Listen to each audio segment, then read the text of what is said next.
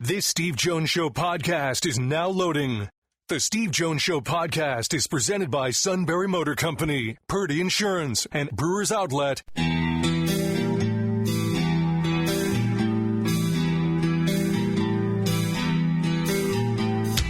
Bringing you an in-depth look at Penn State sports and more. This is the Steve Jones Show on News Radio 1070 WKOK. The Steve Jones Show is presented by Sunbury Motor Company, Purdy Insurance, and Brewers Outlet. Now from the Sunbury Motor Studio, here's Steve Jones. Half hour being brought to you by our good friends at Sunbury Motors, 4th Street in Sunbury. Sunbury Motors Kia, routes 11 and 15 in Hummels Wharf, and online at sunburymotors.com. Ford, Kia, Hyundai, best in new inventory. Great pre-owned inventory with Sunbury Motors Guarantee. They go over every car in the lot. And a terrific service department. Quick lane inspections, routine, difficult. They handle it all at Sunbury Motors, 4th Street in Sunbury. Sunbury Motors Kia, routes 11 and 15, Hummels Wharf, and online at sunburymotors.com. It is always a privilege to be joined by the Hall of Famer, Merrill Reese. My friend, it is great to hear you again. Steve, it's always great to hear from you, and I'm glad you guys are off to another good start. Yeah, no, good start here. Good start for your team. I want to ask you, though, the delay, which had to happen because of lightning, was it any surprise that both offenses seemed to bog down after that delay because everybody was out of rhythm? Yeah, it is a little bit, but they were out of rhythm and they were a little bit flat. But one of the coaches today said it was like playing in the Super Bowl, where they have about an hour and a half seemingly halftime interview or halftime entertainment. You sit in that locker room before you come out. But the good thing about the Super Bowl was when that halftime took place, they were already up 24-0. Yeah, that's true. That makes a big difference.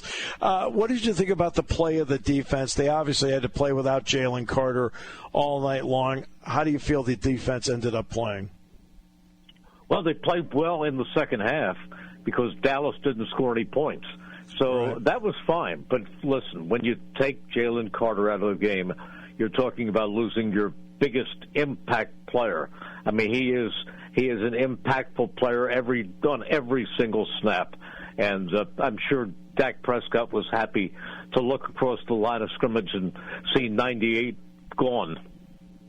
Oh, I don't think there's any doubt about that. Seeing him gone. The offense, when they were in rhythm, was it pretty much what you expected to see from them? You know, it's so funny when you bring that up because I don't know what to expect anymore. I don't think the September games tell us anything. They used to, when teams played their starters for maybe a quarter in the first preseason game and maybe a half in the second, and then they used to call the third preseason game the dress rehearsal. But now they didn't have one starter out there, maybe a young guy like Tyler Steen, who was playing as a starter for the first time. He got some preseason activity. But do you realize that at no time during the preseason, and I'm talking about practice every day, were all 11 starters out there at the same time? Yeah, and that makes a big difference because somebody asked me about the opening NFL weekend yesterday, and I said Buffalo and Baltimore was exciting. Last night, the Bears and Vikings, that was interesting.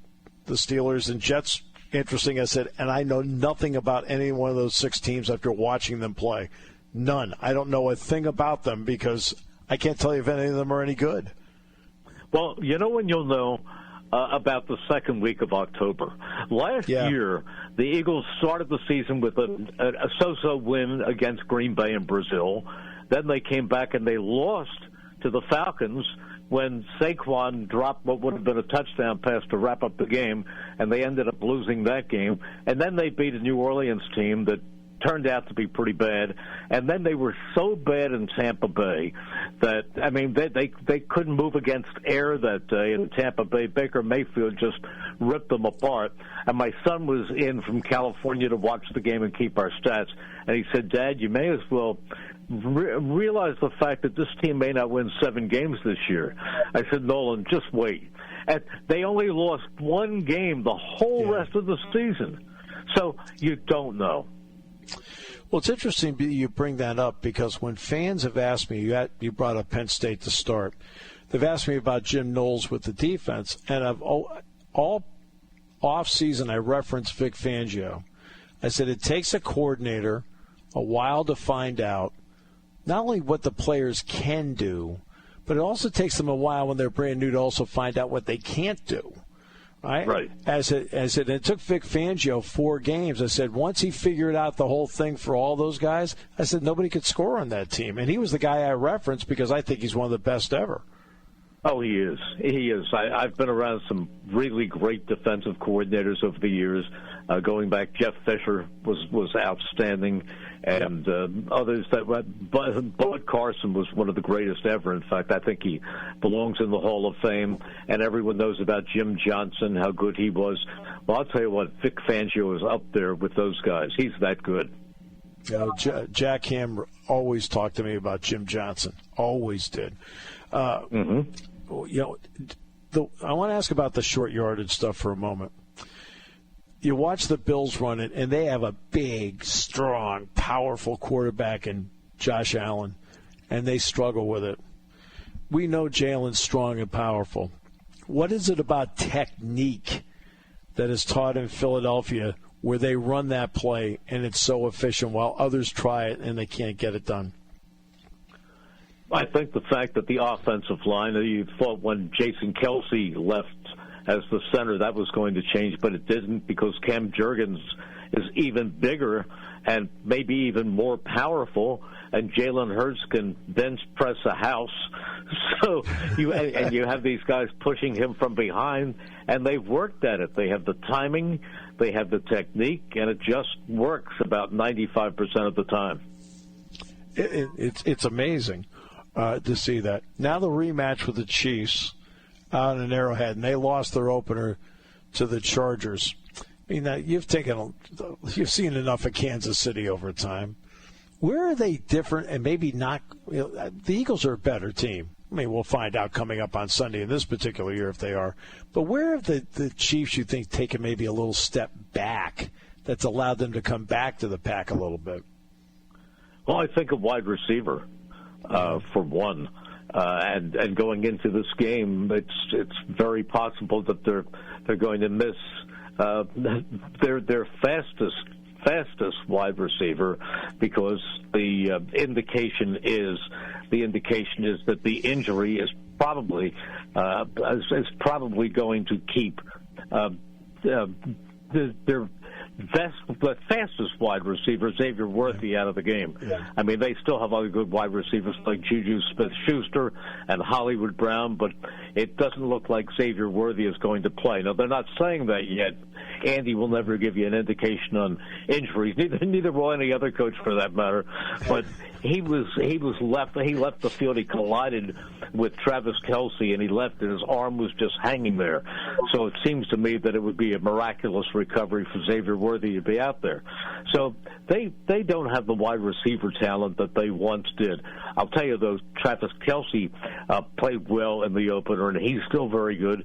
But I think over the years, it's tough for teams to sustain that for so many years. And the Chiefs have been really as close as you can be to a dynasty for the last 6 or 7 years. Yeah, the Eagles went through their camp, and I thought it was a drama-free camp. You know, except for the first 6 seconds, it was drama-free for them in terms of being a team.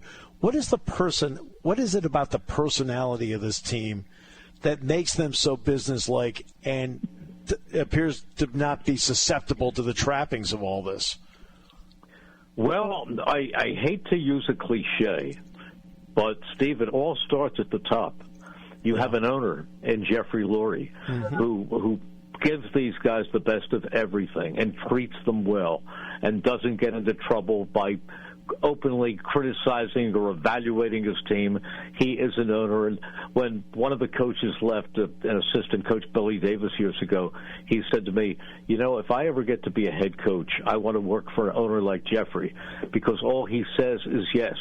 He gives a coach everything that coach needs to succeed.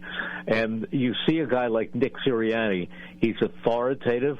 Now, he may have been a little over the top early, but he's calmed down a bit. But the players have always liked him, always respected him, and respected him. And the big thing is he is a great communicator, an outstanding communicator. And that's something that a coach like Chip Kelly never had. He just couldn't communicate with his assistants. He couldn't communicate with his players. I had assistant coaches come up and say to me, do you think he's angry at me? He doesn't talk to me. So they communicate well. And another thing, we talk about the Jalen Hurts and the receivers and the tight ends, but one of the big things about a football team is the offensive line. That is so big. I watched the Giants this weekend, and, people will criticize Russell Wilson. It's not Russell Wilson. It wasn't Daniel Jones. For years and years and years, the Giants have not had a good offensive line. And I don't care who you put in at quarterback, if you don't have a good offensive line, you're going to struggle. The Eagles, on the other hand, have the best offensive line coach I've ever been around. In fact, when the players give their schools, you'll hear Cam Jurgens say, Cam Jurgens, Nebraska, or you'll hear Lane Johnson go, Lane Johnson, Oklahoma. And then they go to Jordan Mailata, and he says, Jordan Mailata, Stoutland University. And he is really the best offensive line coach. Yeah. You saw what he did last year when they had Mekhi Becton, who was thought to be a bust with the Jets as a tackle, and he took him and put him at guard, and he had a great season. Yeah. Now, that's what I like about the Eagles is the owner owns and says yes. The GM is allowed to be the GM. The coach is allowed to be the coach. The assistants are allowed to be the assistants and be the head coaches of their position. And the players see all that, and they gravitate toward it. That's how I look at the Eagles. Yeah, the other thing is they set up a great atmosphere, and the players really like each other. There's no drama in the locker room. These guys are just very much together. They're friends. They get together. They eat together. They're just, the atmosphere in this locker room is so good. And another guy who is just absolutely wonderful as a teammate, as a leader, is Jalen Hurts. Yes. People don't see the real Jalen Hurts because they see how unexpressive he is facially on the field. And he doesn't get too high and he doesn't get too low. But believe me, he carries himself like a leader and a face of the franchise. Merrill, he's a coach's son. And he acts like he's a coach's son. He's a coach's son, and he acts like a coach's son. I did say to Saquon before last season, I said to him, you must wake up every single day, think about those five guys, and go, yeah. So, during a game when he was running wild, I said during the broadcast, Eagles fans, if you're really passionate fans, wake up tomorrow morning, open your window, and turn towards North Jersey and yell, "Thank you, Giants." Yes, no question. Merrill, brilliant as always. I listened to some of it the other day. You were tremendous, and thanks so much for the time you gave today. Well, Steve, I say the same thing about you every chance I get to listen to a Penn State game. You always do a wonderful job. Thank you, my good friend. It is a blessing. Thank you so much. Go Nittany Lions and go Birds. Go Birds. Thank you so much. The great, the legendary, the Hall of Famer, Merrill Reese, joining us on the show. We will wrap it up in a moment here on News Radio 1070 WKOK, brought to you by Sunbury Motors. Hi, this is Season. For over 100 years, the Purdy Insurance Agency has been protecting families and businesses of the greater Susquehanna Valley and beyond. With the experience of our trained and knowledgeable staff, you can rest assured that your needs will be evaluated and met by some of the industry's best representatives. No matter what your insurance needs are, call Purdy Insurance today at 570-286-5855. Visit our website at purdyinsurance.com or check us out on Facebook to see what we can do for you.